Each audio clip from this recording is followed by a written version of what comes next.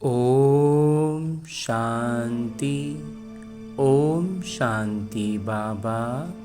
आज 20 मई 2025 है और आज हम अध्ययन करने जा रहे हैं परमपिता परमात्मा के अनमोल मधुर महावाक्यों को, मुरली को।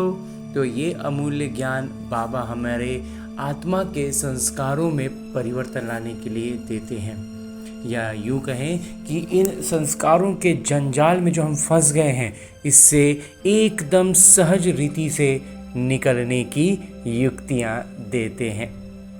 और इसका अनुभव करने के लिए इस ब्रह्मा कुमार का ये अनुभव रहा है कि मुरली को ज़रूर से ज़रूर अपने हाथों में लेकर पढ़नी है, अध्ययन करनी है, ताकि इससे हम ऐसे अनुभव कर सकें जैसे बाबा और मैं आमने सामने बैठ बातें कर रहे हैं। और इसके लिए जो सबसे सहज विधि इस ब्रह्मा कुमार को अनुभव होती है वो है कि मैं आत्मा अपने इस स्थूल शरीर से अलग होकर बिल्कुल इत्मीनान भाव से विराजमान होकर फुर्सत से जब बैठेंगे, तब ये एहसास हम बहुत सरलता से कर सकेंगे कि अपने सूक्ष्म शरीर के साथ चलें मधुबन की धरा पर, और उसमें भी खास पांडव भवन के उस हिस्ट्री हॉल में जहाँ साकार में बाबा मुरलियाँ चलाया करते थे। तो परमपिता परमात्मा के सानिध्य में आते ही मुझ आत्मा में पवित्रता, शांति, प्रेम और सुख के प्रकंपनों का संचार तीव्र हो जाता है और बाबा अपनी दृष्टि से ज्ञान, प्रकाश और अष्ट शक्तियों का प्रवाह मुझ आत्मा में करते हैं और मैं आत्मा आनंद विभोर हो उठता हूँ, जिससे आनंद का एक आवरण तैयार हो जाता है। और ऐसे आनंदमय स्थिति में स्थित रहकर परमपिता परमात्मा के सानिध्य में आकर आमने सामने बैठकर बातें करते हैं, जहाँ जब बाबा कहते हैं, मीठे बच्चे, बाबा आए हैं तुम बच्चों को अविनाशी कमाई कराने। अभी तुम ज्ञान रत्नों की जितनी कमाई करना चाहो कर सकते हो। जितना ज्ञान रत्न जमा करना है ना, बाबा कहते हैं जमा कर सकते हो, कोई बंदिश नहीं है, कोई लिमिट नहीं है।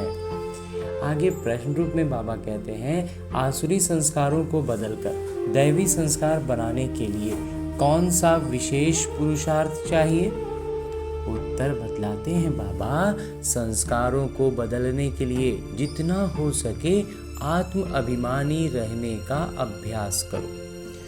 देह अभिमान में आने से ही आसुरी संस्कार बनते हैं। बाबा आसुरी संस्कारों को दैवी संस्कार बनाने के लिए आए हैं। पुरुषार्थ करो, पहले मैं देही आत्मा हूँ, पीछे ये शरीर है। पहले मैं आत्माभिमानी हूँ, बाद में उसका किरदार निभाने के लिए ये शरीर है। अंजी बाबा, गीत है तूने रात गवाई सो के। ओम शांति। ये गीत तो बच्चों ने बहुत बार सुने हैं। रूहानी बच्चों प्रति रूहानी पिता सावधानी देते रहते हैं कि ये समय खोने का नहीं है, ये समय बहुत भारी कमाई करने का है। कमाई कराने के लिए ही बाबा आए हुए हैं। कमाई भी अथाह है, जिसको जितनी कमाई करनी हो उतनी कर सकते हैं। ये है अविनाशी ज्ञान रत्नों से झोली भरने की कमाई। ये है भविष्य के लिए, वो है भक्ति, ये है ज्ञान। मनुष्य ये नहीं जानते हैं कि भक्ति तब शुरू होती है जब रावण राज्य शुरू होता है, फिर ज्ञान तब शुरू होता है जब बाबा आकर राम राज्य स्थापन करते हैं। ज्ञान है ही नई दुनिया के लिए, भक्ति है पुरानी दुनिया के लिए। अब बाबा कहते हैं, पहले तो अपने को आत्मा समझना है। तुम बच्चों की बुद्धि में है, हम पहले आत्मा हैं, पीछे शरीर है। पहले खुद को आत्मा समझ लेना है, बाद में उस शरीर का किरदार को खाली देखना है। परंतु ड्रामा प्लान अनुसार मनुष्य सब रॉन्ग हो गए। जितना मनुष्य है ना, सबका मत गलत हो गया। सब असुर के, रावण के प्रभाव में आ गए ना, तो सबका मन मत हो गया, वो रावण मत हो गया, तो सब गलत हो गया। इसलिए उल्टा समझ लिया है कि पहले हम देह हैं, फिर देही हैं। पहले कहते हैं ये तो विनाशी है, इसको तुम लेते और छोड़ते हो। संस्कार आत्मा में रहते हैं। देह अभिमान, शरीर के अभिमान में आने से संस्कार आसुरी बन जाते हैं। फिर आसुरी संस्कारों को दैवी बनाने के लिए बाबा को आना पड़ता है। ये सारी रचना उस एक रचता पिता की ही है। उनको सब पिता कहते हैं। जैसे लौकिक पिता को भी पिता कहा जाता है। बाबा और मम्मा ये दोनों अक्षर बहुत मीठे हैं। बाबा, पिता कहने से बस पिता जैसा भावना आता है, लेकिन जब बाबा कहते हैं ना और मम्मा कहते हैं तो बहुत मिठास आती है बात में। रचता तो बाबा को ही कहेंगे, लेकिन पिता तो पिता ही रहेंगे ना। वो पहले माँ को अडॉप्ट करते हैं, फिर रचना रचते हैं। पहले माँ को अडॉप्ट करते हैं, माँ को अपनाते हैं, मतलब शरीरधारी के का अपनाएंगे तब ना, कोई शरीर के माध्यम से उनकी भाषा में बोलेंगे तब हम उनकी भाषा को समझ पाएंगे। इसीलिए उनको माँ कहते हैं। बेहद के पिता भी कहते हैं कि मैं आकर इनमें प्रवेश करता हूँ, इनका नाम बाला है। कहते भी हैं भागीरथ, भाग्यशाली रथ। तो मनुष्य का ही चित्र दिखाते हैं, कोई बैल आदि नहीं है। भागीरथ में तो मनुष्य ही दिखाते हैं ना। भागीरथ मनुष्य का तन है। बाबा ही आकर बच्चों को अपना परिचय देते हैं। तुम हमेशा कहो हम माता पिता के पास जाते हैं। सिर्फ बाबा कहेंगे तो वो निराकार हो जाते हैं। माता पिता कहेंगे ना तब हुए कि ब्रह्मा बाबा और उस सूक्ष्म रूप में और उनके तन में परमात्मा। लेकिन अगर सिर्फ बाबा कहते हैं तो बाबा कहते हैं वो सिर्फ निराकार बाबा हो गए। तो निराकार बाबा के पास तो तब जा सकते जब शरीर छोड़े, ऐसे तो कोई भी जा नहीं सकते। ये ज्ञान बाबा ही देते हैं। ये ज्ञान है ही बाबा के पास। अविनाशी ज्ञान रत्नों का खजाना है। बाबा हैं ज्ञान रत्नों के सागर, पानी की बात नहीं, ज्ञान रत्नों का भंडारा है। उनमें ज्ञान है। ज्ञान पानी को नहीं कहा जाता। जैसे मनुष्य को बैरिस्ट्री, डॉक्टरी आदि का ज्ञान होता है, ये भी ज्ञान है। इस ज्ञान के लिए ही ऋषि मुनि आदि सब कहते थे कि रचता और रचना के आदि मध्य अंत का ज्ञान हम नहीं जानते, वो तो एक रचता ही जाने। झाड़ का बीज रूप भी वही है। इस वृक्ष का, इस मनुष्य रूपी सृष्टि जो है, इसका जो बीज है वो भी वही पिता है। सृष्टि के आदि मध्य अंत का ज्ञान उनमें है। वो जब आए तब सुनाए। अभी तुमको ज्ञान मिली है तो तुम इस ज्ञान से देवता बनते हो। ज्ञान पाकर फिर प्रारब्ध पाते हो, वहाँ फिर इस ज्ञान की दरकार नहीं रहेगी। ऐसे नहीं कि देवताओं में ये ज्ञान नहीं है तो अज्ञानी है, नहीं, वो तो इस ज्ञान से पद प्राप्त कर लेते हैं। पद मिलने वाला ज्ञान उनको फिर नहीं मिलेगा, उनको फिर आत्म स्थिति रहेगी, आत्मिक स्थिति रहेगी, लेकिन ये तीनों कालों का ज्ञान उनको नहीं रहेगा। बाबा को पुकारते ही हैं, बाबा आइए, हम पतित से पावन कैसे बने उसके लिए रास्ता अथवा ज्ञान बताइए, क्योंकि जानते नहीं हैं, पूरा मूंझ गए, अंधेरे में भटकते भटकते थक गए हैं ना। अभी तुम जानते हो, हम आत्माएं शांति धाम से आई हैं, वहाँ आत्माएं शांत में रहती हैं। यहाँ आए हैं किरदार निभाने। ये पुरानी दुनिया है तो जरूर नई दुनिया थी। वो कब थी, कौन राज्य करते थे, ये कोई नहीं जानते। तुमने अभी बाबा द्वारा जाना है। बाबा हैं ही ज्ञान के सागर, सद्गति दाता। उनको ही पुकारते हैं कि बाबा आकर हमारे दुख हरिए, सुख शांति दीजिए। आत्मा जानती है परंतु तमो प्रधान हो गई है, इसलिए फिर से बाबा आकर परिचय दे रहे हैं। मनुष्य ना आत्मा को ना परमात्मा को जानते हैं। आत्मा का ही ज्ञान नहीं जो परमात्मा अभिमानी बने। आत्मा का तो ज्ञान ठीक से है ही नहीं, तो परमात्मा के अभिमान में कैसे आएंगे। पहले तुम भी नहीं जानते थे, अभी ज्ञान मिला है तो समझते हैं। बरोबर सूरत मनुष्य की थी, सीरत बंदर की थी। सूरत तो थी मनुष्यों वाली, लेकिन हमारी सीरत बिल्कुल बंदरों वाली हो गई थी। अभी बाबा ने ज्ञान दी है तो हम भी ज्ञानवान बन गए हैं। रचता और रचना का ज्ञान मिला है। तुम जानते हो हमको भगवान पढ़ाते हैं, तो कितना नशा रहना चाहिए। बाबा हैं ज्ञान के सागर, उनमें बेहद का ज्ञान है। तुम किसी के पास भी जाओ, सृष्टि के आदि मध्य अंत का ज्ञान तो क्या, परंतु हम आत्मा क्या चीज़ हैं वो भी नहीं जानते। आदि मध्य अंत का तो बाबा कहते हो तो छोड़ ही दो, आत्मा क्या चीज़ है ये भी थोड़ी जानते हैं। बाबा को याद भी करते हैं, दुख हरता सुख करता, फिर भी ईश्वर सर्वव्यापी कह देते हैं। जब एक तरफ कहते हैं कि वो दुख हरता है सुख करता है, और फिर दूसरी तरफ कह देते हैं कि सर्वव्यापी हैं। बाबा कहते हैं ड्रामा अनुसार उन्हों का भी कोई दोष नहीं है। माया बिल्कुल ही तुच्छ बुद्धि बना देती है। कीड़ों को फिर गंध में ही सुख भासता है।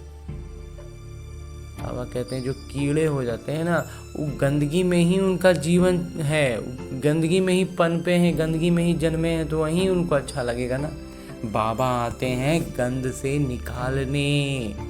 मनुष्य दलदल में फंसे हुए हैं, ज्ञान का पता ही नहीं है तो क्या करें। दूबन में फंसे पड़े हैं, फिर उनको निकालना ही मुश्किल हो जाता है। इतना गहरा दलदल में धंस गए हैं ना कि उनको निकालना बड़ा, बाबा कहते हैं, मुश्किल हो जाता है। निकाल कर आधा पौना तक ले आओ, फिर भी हाथ छुड़ाए गिर पड़ते। आधा तक खींच लिए और फिर दलदल में वापस गिर गए, फिर खींचे अंदर दब गए। कई बच्चे औरों को ज्ञान देते देते स्वयं ही माया का थप्पड़ खा लेते हैं, क्योंकि बाबा के निर्देश के विरुद्ध कार्य कर लेते हैं। दूसरों को निकालने की कोशिश करते और खुद गिर पड़ते हैं। फिर उनको निकालने में कितनी मेहनत हो जाती है, क्योंकि माया से हार जाते हैं। उनको अपना पाप ही अंदर खाता है। माया की लड़ाई है ना। अभी तुम युद्ध के मैदान पर हो, वो है बाहुबल से लड़ने वाली हिंसक सेनाएं, तुम हो अहिंसक।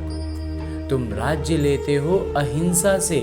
हिंसा दो प्रकार की होती है ना, एक है काम कटारी चलाना और दूसरी हिंसा है किसी को मारना पीटना। तुम अभी दोहरे अहिंसक बनते हो। ये ज्ञान बल की लड़ाई कोई नहीं जानते। अहिंसा किसको कहा जाता है ये कोई नहीं जानते। भक्ति मार्ग की सामग्री कितनी भारी है। गाते भी हैं पतित पावन आइए, परंतु मैं कैसे आकर पावन बनाता हूँ ये कोई नहीं जानते। गीता में ही भूल कर दी है जो मनुष्य को भगवान कह दिया है। शास्त्र मनुष्यों ने ही बनाए हैं, मनुष्य ही पढ़ते हैं। देवताओं को तो शास्त्र पढ़ने की दरकार नहीं, उनको शास्त्र पढ़ने की क्या दरकार है, तो उसमें शास्त्र होता ही नहीं है। वहाँ कोई शास्त्र नहीं होते हैं। ज्ञान भक्ति, पीछे है वैराग्य। किसका वैराग्य? भक्ति का। पुरानी दुनिया का वैराग्य है, पुराने शरीर का वैराग्य है। बाबा कहते हैं इन आँखों से जो कुछ देखते हो वो नहीं रहेगा। इस सारी छीछी दुनिया से वैराग्य है। बाकी नई दुनिया का तुम दिव्य दृष्टि से साक्षात्कार करते हो। तुम पढ़ते ही हो नई दुनिया के लिए। ये पढ़ाई कोई इस जन्म के लिए नहीं है, और जो भी पढ़ाई है वो होती है उसी समय उसी जन्म के लिए। अब तो है संगम, इसलिए तुम जो पढ़ते हो उसकी प्रारब्ध तुमको नई दुनिया में मिलती है। बेहद के पिता से कितनी बड़ी प्रारब्ध तुमको मिलती है। बेहद के पिता से बेहद सुख की प्राप्ति होती है। तो बच्चों को पूरा पुरुषार्थ कर श्रीमत पर चलना चाहिए। बाबा हैं श्रेष्ठ ते श्रेष्ठ, उनसे तुम श्रेष्ठ बनते हो। उनसे उनके सानिध्य में आकर हम भी श्रेष्ठ बन जाते हैं। वो तो सदैव हैं ही श्रेष्ठ, तुमको श्रेष्ठ बनाते हैं। 84 जन्म लेते लेते फिर तुम भ्रष्ट बन जाते हो। बाबा कहते मैं तो जन्म मरण में नहीं आता हूँ, मैं अभी भाग्यशाली रथ में ही प्रवेश करता हूँ। जिसको तुम बच्चों ने पहचाना है, जिनको ब्रह्मा बाबा को हम बच्चों ने पहचान लिया है। तुम्हारा अभी छोटा वृक्ष है। वृक्ष को तूफान भी लगते हैं ना, तो अभी थोड़े बहुत तूफान आते हैं तो पत्ते झड़ते रहते हैं। कोई नया नया जुड़ा, बात समझ में नहीं आई, छूट गया। ढेर फूल निकलते हैं, फिर तूफान लगने से गिर पड़ते हैं। कोई अच्छी रीति फल लग जाते हैं, फिर भी माया के तूफान से गिर पड़ते हैं। माया का तूफान बहुत तेज है। उस तरफ है बाहुबल, इस तरफ है योग बल अथवा याद का बल। तुम याद अक्षर पक्का कर लो। बाबा कहते हैं योग नहीं बोलो, याद बोलो। वो लोग योग योग अक्षर कहते रहते हैं, वो लोग योग योग कहते रहते हैं। तुम याद को पक्का करो। तुम्हारी है याद, चलते फिरते बाबा को याद करते हो। इसको योग नहीं कहेंगे। योग अक्षर सन्यासियों का नामी ग्रामी है। अनेक प्रकार के योग सिखाते हैं। बाबा कितना सहज बतलाते हैं। उठते बैठते चलते फिरते बाबा को याद करो। तुम आधा कल्प के आशिक हो, मुझे याद करते आए हो। अब मैं आया हूँ, आत्मा को कोई भी नहीं जानते। इसलिए बाबा आकर रियलाइज कराते हैं, एहसास दिलाते हैं। ये भी समझने की बड़ी महीन बातें हैं। आत्मा अति सूक्ष्म और अविनाशी है। न आत्मा विनाश होने वाली है, न उनका किरदार विनाश हो सकता है। ये बातें मोटी बुद्धि वाले मुश्किल समझ सकते हैं। बहुत मुश्किल से समझ में आएगा मोटी बुद्धि वालों को। शास्त्रों में भी ये बातें नहीं, ये सब बातें शास्त्रों में तो हो ही नहीं सकती। तुम बच्चों को बाबा को याद करने की बहुत मेहनत करनी पड़ती है। ज्ञान तो बहुत सहज है, बाकी विनाश काले प्रीत बुद्धि और विपरीत बुद्धि ये याद के लिए कहा जाता है। विनाश काल के समय हमारी बुद्धि प्रीत बुद्धि रहती है या विपरीत हो जाती है, बस इसी पर सारा मदार रहेगा। याद अच्छी है तो प्रीत बुद्धि कहा जाता है। प्रीत भी अव्यभिचारी चाहिए। अपने से पूछना है, हम बाबा को कितना याद करते हैं। ये भी समझते हैं बाबा से प्रीत रखते रखते जब कर्मातीत अवस्था होगी तब ये शरीर छूटेगा और लड़ाई लगेगी। जितना बाबा से प्रीत होगी तो तमो प्रधान से सतो प्रधान बन जाएंगे। इम्तिहान तो एक ही समय होगा ना। जब पूरा समय आता है, सबकी प्रीत बुद्धि हो जाती है, उस समय फिर विनाश होता है। तब तक झगड़े आदि लगते रहते हैं। विलायत वाले भी समझते हैं अभी मौत सामने है, कोई प्रेरक है जो हमसे बॉम्ब्स बनवाते हैं, परंतु कर क्या सकते हैं। ड्रामा की नूंद है ना। अपनी ही साइंस बल से अपने कुल का मौत लाते हैं। बच्चे कहते हैं पावन दुनिया में ले जाइए, तो शरीरों को थोड़े ही ले जाएंगे। बाबा कालों के काल है ना, ये बातें कोई नहीं जानते। गाया हुआ है मेरा हुआ मौत मलू का शिकार। वो कहते विनाश बंद हो जाए, शांति हो जाए, अरे विनाश बगैर सुख शांति कैसे स्थापन होगी? विनाश तो एक बार होना ही पड़ेगा, इसलिए चक्र पर जरूर समझाओ। एक बार जब तक ज्ञान में पूरा प्रखर नहीं होते हैं ना, तो ये बात थोड़ी सी बुद्धि में लगती है कि विनाश का ये मंजर ना आए, लेकिन बाबा कहते हैं इसको इस नज़र से देखना है कि बस धुल के साफ हो रहा है। अभी स्वर्ग के गेट खुल रहे हैं।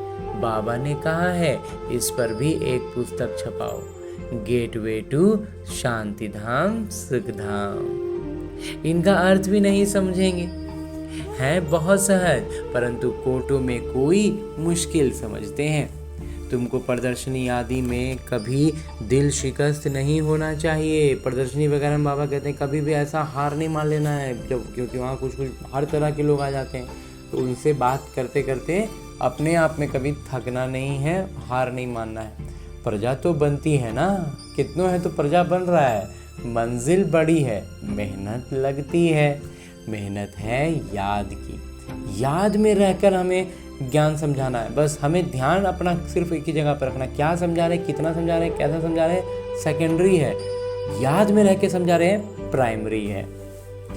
तो प्राथमिकता हमें सिर्फ याद को देनी है।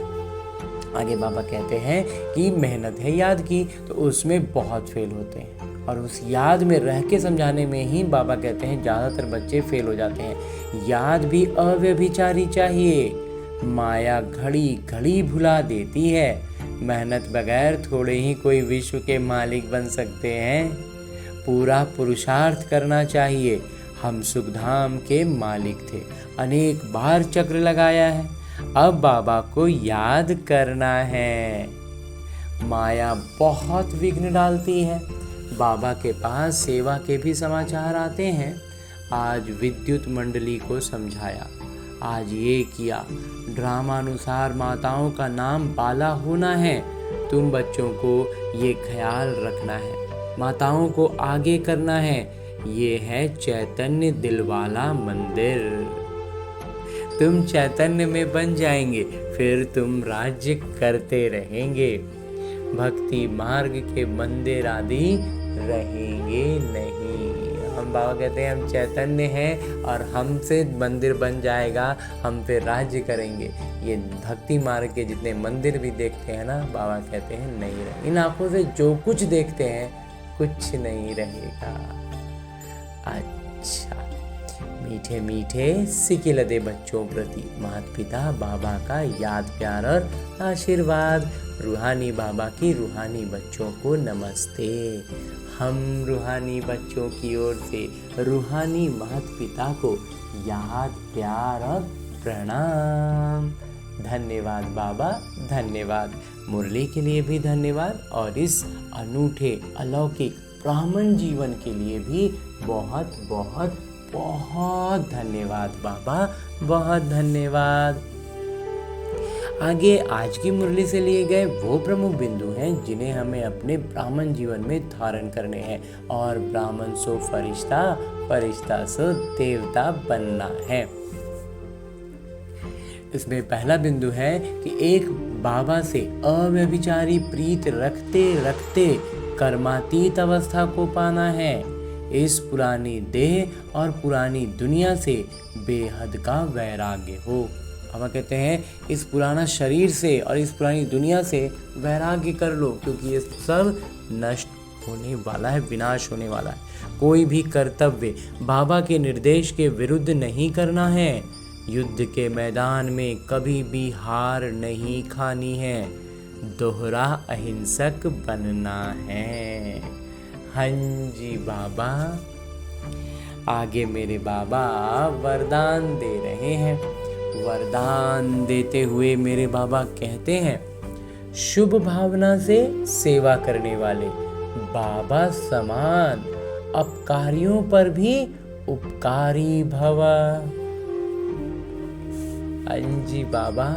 विस्तार से बाबा कहते हैं, जैसे बाबा अपकारियों पर उपकार करते हैं, ऐसे आपके सामने कैसी भी आत्मा हो, लेकिन अपने रहम की वृत्ति से, शुभ भावना से उसे परिवर्तन कर दो। यही है सच्ची सेवा। जैसे विज्ञान वाले रेत में भी खेती पैदा कर देते हैं, ऐसे शांति की शक्ति से रहमदिल बन अपकारियों पर भी उपकार कर धरनी को परिवर्तन करो। स्व परिवर्तन से, शुभ भावना से कैसी भी आत्मा परिवर्तन हो जाएगी, क्योंकि शुभ भावना सफलता अवश्य प्राप्त कराती है। बाबा कह रहे हैं, इतना श्रेष्ठ वरदान दे रहे हैं कि स्व परिवर्तन से, शुभ भावना से कैसी भी आत्मा परिवर्तन हो जाएगी। ये बाबा का वरदान है, क्योंकि शुभ भावना सफलता अवश्य प्राप्त कराती है। हाँ जी बाबा, इतना श्रेष्ठ वरदान बाबा हमें देते हैं कि हम अपना सिर्फ स्व का परिवर्तन करेंगे, शुभ भावना रखेंगे, कैसी भी आत्मा सामने हो, कैसी भी विकारी हो, पतित हो, अपकारी हो, सब पर उपकार की भावना रखेंगे तो बाबा कहते हैं उनको परिवर्तन होना ही है, परिवर्तन हो जाएगी। हाँ जी बाबा।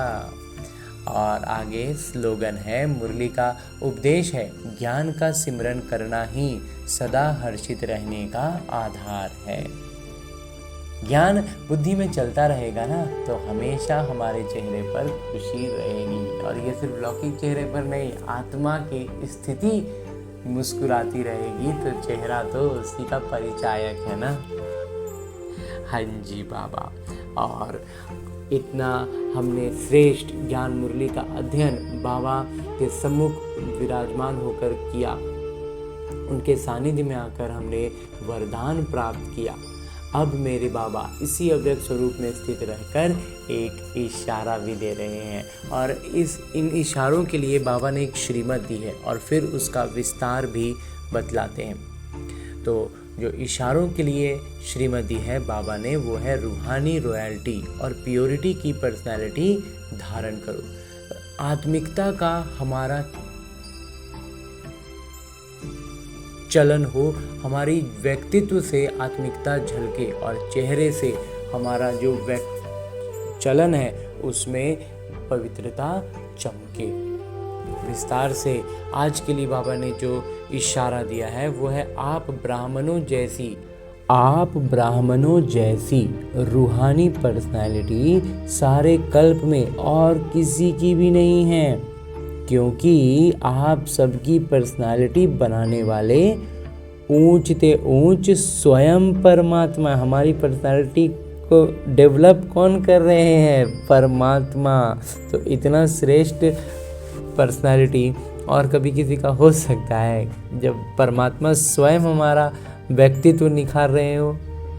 आपकी सबसे बड़े ते बड़ी पर्सनालिटी है स्वप्न व संकल्प में भी संपूर्ण पवित्रता। इस पवित्रता के साथ साथ चेहरे और चलन में रूहानियत की भी पर्सनैलिटी।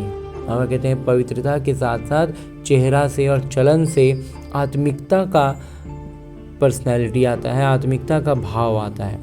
अपनी इस पर्सनैलिटी में सदा स्थित रहो तो सेवा स्वतः होगी। हमें बस अपनी स्थिति में स्थित रहना है।